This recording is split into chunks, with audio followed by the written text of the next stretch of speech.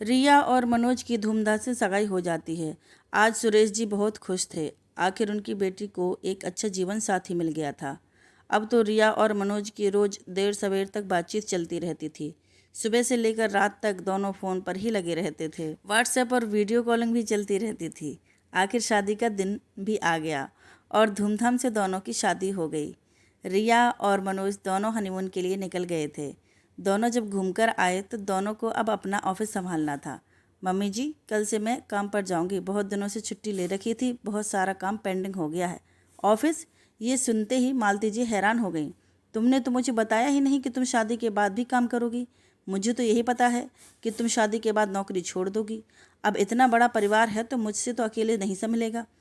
तुम्हें बहू बनाकर इसलिए तो लाए हैं ताकि तुम मेरी मदद करोगी। ये सुनकर रिया हैरान हो जाती है और मालती जी भी यही चाहती थी कि रिया अब नौकरी नहीं करे। दोनों के बीच नौकरी को लेकर कभी बातचीत ही नहीं हुई थी। जब मालती जी रिया को देखने गई थी तभी उन्होंने बता दिया था कि शादी के बाद वो रिया से नौकरी नहीं करवाएंगे।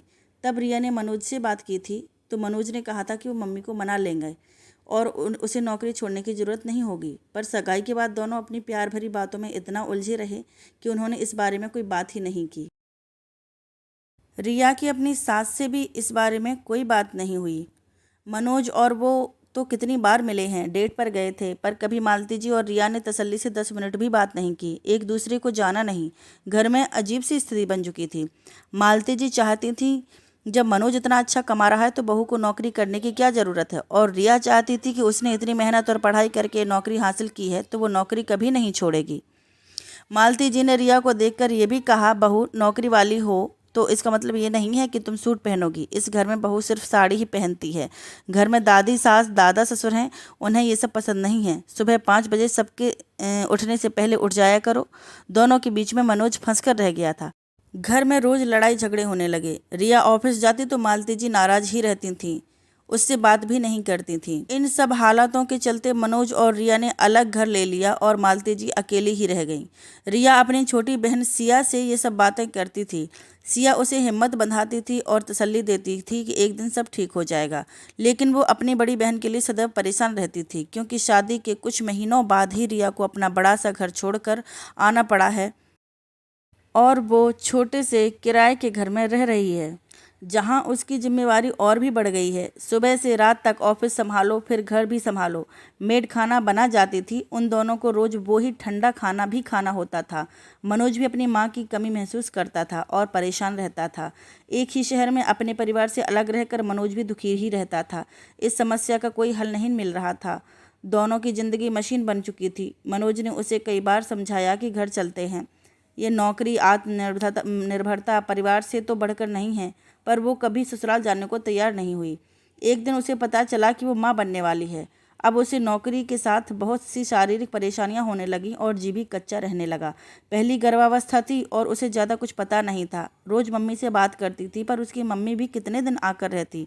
सिया भी कॉलेज में ही पढ़ रही थी तो उसकी भी पढ़ाई थी। थक हार के रिया को वापस ससुराल ही लौटना पड़ा और तय ये हुआ कि बच्चे होंगे और उनके बड़े होने के बाद वो नौकरी करेगी। पर वो दिन कभी भी आया नहीं। वो बच्चों में उलझ गई और उसकी नौकरी रह गई। अब उसकी छोटी बहन सिया भी शादी के लायक हो गई थी। सुरेश जी उसके लिए भी लड़का ढूंढ ही रहे थे। रिया ने अपनी चाची सास का बेटा बताया तो दोनों परिवारों को रिश्ता अच्छा लगा। सिया को देखने विनीत अपने परिवार के साथ में आया, जो रिया का ही देवर लगता था। रिया भी उस समय अपने मायके में ही थी। बहन की सगाई का मामला था तो उसे तो वहाँ रहना ही था। दोनों परिवारों में आपसी बातचीत हुई और लड़के और लड़की ने एक दूसरे को पसंद किया और सगाई का दिन तय हो गया। सगाई के कुछ दिन पहले सिया ने विनीत को फ़ोन किया कि हमने तो एक दूसरे को अच्छी तरह से समझ लिया है, हम रोज़ बात भी करते हैं, हम कुछ ही दिनों में सगाई कर लेंगे।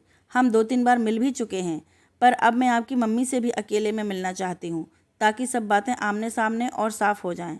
मम्मी का नंबर ले ले लेना। आखिर इतनी जल्दी क्या है? शादी मुझसे करनी है या मेरी मम्मी से? फिर तुम और मम्मी किस बारे में कितनी बातें करोगी? विनीत ने हंसते हुए कहा। शादी तो आपसे ही करनी है, पर आखिर मुझे रहना तो सासू माँ के साथ ही है। मैं उनसे भी बात करके और 1-2 बार मिलकर सब जानना समझना चाहती हूँ। मुझे परिवार और सबकी पसंद के बारे में जानना है और अपने बुटीक के बारे में भी खुलकर बात करनी है। हमने एक दूसरे को तो पसंद कर ही लिया है, पर शादी के बाद कोई ज़्यादा गलतफहमी नहीं हो, इसके लिए मुझे आपकी मम्मी से भी बात करनी होगी। ओहो, बुटीक के बारे में क्या बात करनी है? वो तो मम्मी को मैं समझा दूंगा, विनीत ने दिलासा दी। नहीं विनीत, तुम तो जानते हो ना, मनोज जीजू ने भी रिया जीजी को ऐसे ही दिलासा दी थी, फिर कुछ बात ही नहीं हुई। दोनों ने और उनकी सास ने कितना कुछ सहन किया था। मैं नहीं चाहती कि मेरे साथ भी ऐसा ही कुछ हो। मैं नहीं चाहती कि मेरा ससुराल मेरे लिए युद्ध का मैदान बन जाए, जहां हम रोज़ लड़ते झगड़ते रहें। इसलिए मेरा आपकी मम्मी से मिलना बहुत ज़रूरी है। सिया की बात को विनीत ने समझा और अपनी मम्मी का फ़ोन नंबर दे दिया। क्या कहा? तू अपनी होने वाली सास से मिलना चाहती है? ये सब कौन सा नया ट्रेंड है? अरे कुछ उल्टा सीधा मुंह से निकल गया तो शादी ना हो पाएगी। बड़ी मुश्किल से इतना अच्छा रिश्ता मिला है, वो भी इसकी नादानी की वजह से हाथ से ना निकल जाए। सिया की मम्मी ने गुस्से से कहा। रिया बेटा, अब तू ही अपनी बहन को समझा।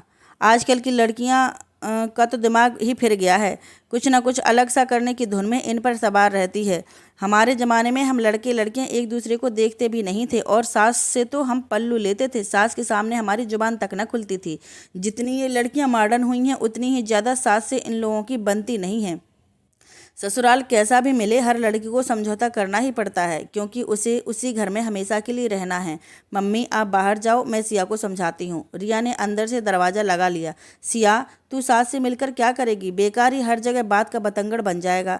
तेरे ससुराल वाले, कॉलोनी वाले सभी बातें मनाएंगे। बेकार की जिद छोड़ दे। विनीत जी ने शादी के लिए हाँ कर दी है, तो घर में और किसी से बात करके ये रिश्ता खराब क्यों कर रही है? रिया दीदी, मैं अपनी होने वाली सासू से ही तो मिलना चाहती हूँ, इसमें बुराई क्या है? मैं उन्हें जानना और समझना चाहती हूँ। मैं कामकाजी हूँ और अपना बुटीक चलाती हूँ। कल को उन्होंने शादी होते ही तुरंत बोल दिया कि तुम बुटीक नहीं चलाओगी, हमारे घर की बहू काम नहीं करती है, तो फिर मैं क्या करूँगी? आपके साथ जो हुआ था, मैंने उससे सबक लिया है। कहीं मेरे साथ भी ऐसा हो गया तो? आपने शादी से पहले अपनी सास से कभी भी किसी विषय पर भी खुलकर बात नहीं की थी। मनोज जीजू ने भी आपको अंधेरे में रखा, और हुआ क्या? आपको अपनी अच्छी भली नौकरी छोड़नी पड़ी थी। इतनी पढ़ लिख कर काबिल बनी थी, और आज आप घर में बैठी हुई हैं। पहले ही सारी बातें हो जाती तो आपके लिए कोई दूसरा रिश्ता देख लेते। सिया की बातों में सच्चाई थी। रिया सुनकर अवाक रह गई। उसकी बहन कुछ गलत तो नहीं कह रही थी। काश वो भी पहले मनोज की मम्मी से खुलकर बात कर लेती, तो आज वो भी नौकरी कर रही होती। उसे ससुराल में इस तरह पाबंदी में रहना नहीं पड़ता। उसने अपनी मम्मी को समझाया, और सिया ने अपनी सास माधुरी जी को फ़ोन कर दिया।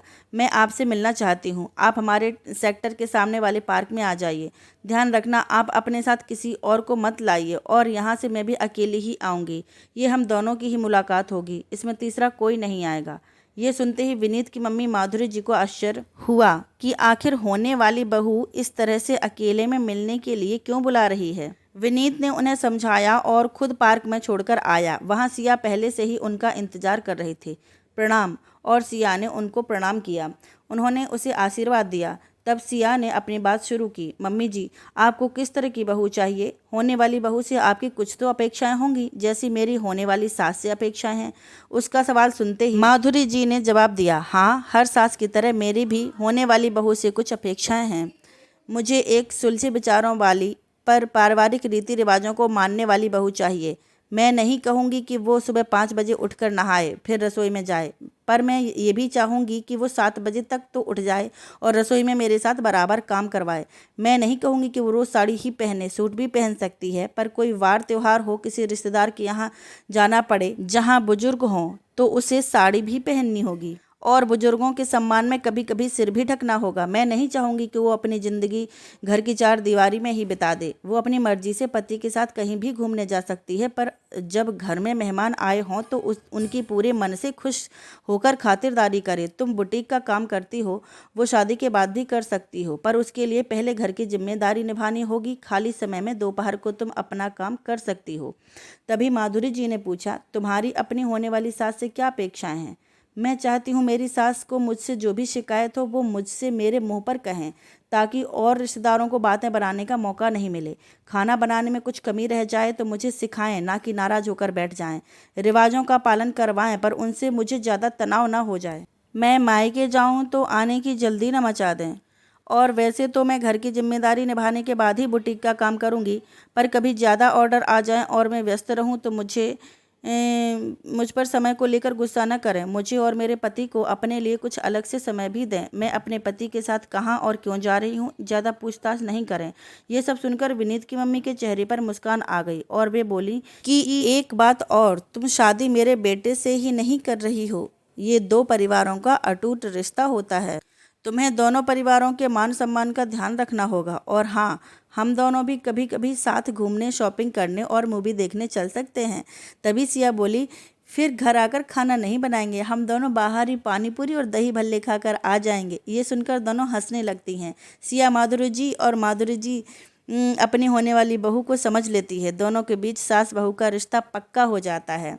रिया को भी महसूस हुआ कि सिया ने बिल्कुल ठीक किया।